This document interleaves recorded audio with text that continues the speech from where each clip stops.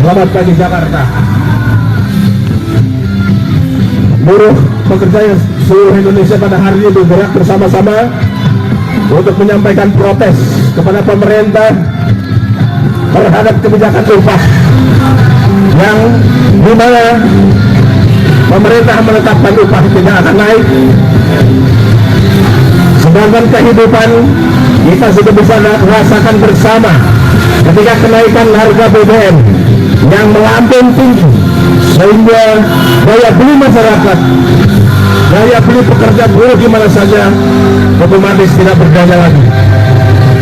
Untuk itu pada hari ini di seluruh Indonesia semuanya bergerak serentak untuk mendatangi kantor-kantor pemerintahan, sama-sama menyuarakan protes kepada pemerintah agar kebijakan-kebijakannya bisa melindungi rakyat, bukan sebaliknya. Kebijakan-kebijakan pemerintah yang selama ini ada adalah melindungi pengusaha yang tidak lagi berpihak kepada rakyatnya sendiri.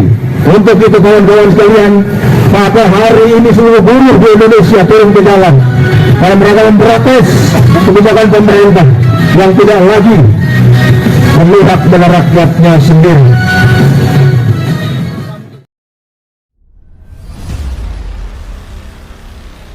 Pada hari ini, Partai Buruh dan KSPI bersama juga organisasi serikat buruh yang lain, ada KSPSI AGN, ada KPBI, ada KSBSI dan Serikat Petani Indonesia, mengadakan aksi di depan kantor Kementerian Tenaga Kerja dengan membawa isu yang pertama adalah persoalan tentang naikkan upah minimum di seluruh Indonesia, UMK, UMP sebesar 13%. Dasar permintaan 13% adalah menggunakan PP nomor 78 2015.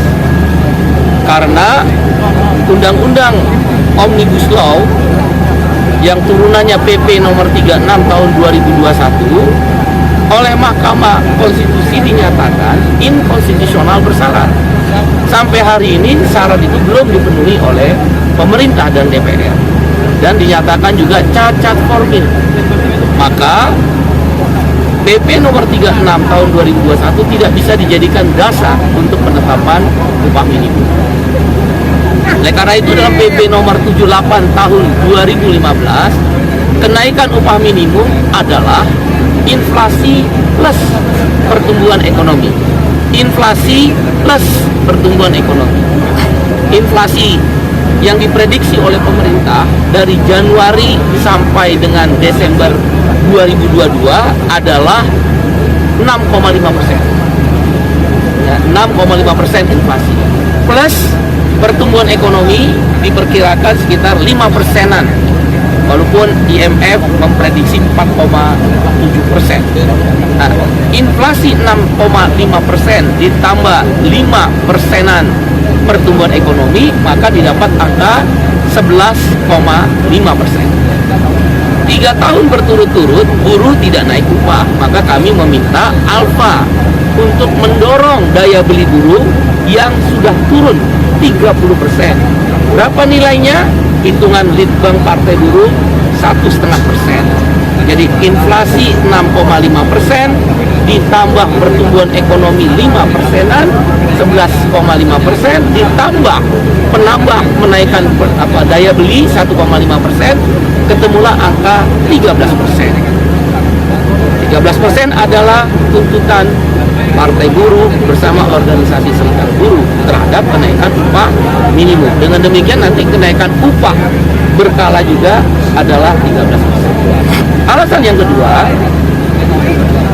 daya beli buruh itu sudah turun akibat daripada kenaikan harga BBM. Sudahlah 3 tahun berturut-turut tidak naik upah. Harga BBM meningkatkan inflasi, harga bahan pokok melambung tinggi, sehingga daya beli buruh udah turun 30%. Dulu misal dengan upah 1 tahun yang lalu kita bisa beli Indomie 5, karena daya beli buruhnya turun 30%, maka dengan naik upah sekarang pun beli Indomie hanya bisa 3 bungkus. Itu maksudnya daya beli turun. Dapat upah percuma karena beli barangnya nggak mencukupi seperti tahun sebelumnya. Nah, hal lain juga yang jadi bahan pertimbangan tuntutan 13% yang dikonsumsi buruh itu dan kelas menengah bawah 3, yaitu inflasi makanan. Inflasi makanan lebih dari 6,5%. Litbang Partai Buruh memprediksi 15%. Jadi sebenarnya kalau mau minta naik, ya naik 15%, karena yang paling banyak dikonsumsi oleh buruh dan kalangan menengah ke bawah itu makanan, minuman. Yang kedua, transportasi. Teman-teman kan lihat, one trip sekarang biasa Rp4.000 sekali jalan, ya angkot. Sekarang naik jadi 6.000, naiknya 2.000. Itu artinya naiknya transportasi sekali jalan 50%. Jadi nggak ngejar 6,5%. Kemudian ditambah dengan pertumbuhan ekonomi 13%, nggak ngejar. Kita semua termasuk Anda, kita itu sesungguhnya naik gaji percuma, karena inflasi makanan minuman 15%, inflasi transportasi 50%. Ditambah yang ketiga adalah sewa rumah. Sekarang rata-rata 500.000, naik 50.000, naiknya 10%. Nombok sebenarnya. Ya, karena itu kami minta pemerintah, dalam hal ini Menteri Tenaga Kerja, harus pakai hati dan pikiran yang sehat. Kalau naik upahnya di bawah inflasi, tetap pakai PP nomor 36, berarti dia tidak mencintai rakyatnya sendiri, buruhnya. Bubarkan aja Menteri Tenaga Kerja, Menteri Pengusaha bikin. Kok apa-apa pengusaha yang dibela, seolah-olah takut perusahaan ini tutup. PHK besar-besaran itu bohong. Menteri Keuangan udah bilang tekstil itu naik, ekspornya ada yang 27% dan turunannya ada yang 40%. Kok berita bohong? Menteri Tenaga Kerja percaya? Nggak percaya sama menterinya sendiri, Menteri Keuangan. Dengan alasan itu minta upah naiknya pakai PP nomor 36. Kalau pakai PP nomor 36 itu 2%. Lah, inflasi umum aja 6,5%, emang nggak pakai akal sehat? Turun aja jadi menteri kalau mau menggunakan PP nomor 36. Kami minta menteri mundur, jangan berlindung di ketiak presiden. Baik Menteri Tenaga Kerja, Menko Perekonomian, Menteri Perindustrian, mundur. Akal sehat apa yang dipakai untuk naikkan upah 2%?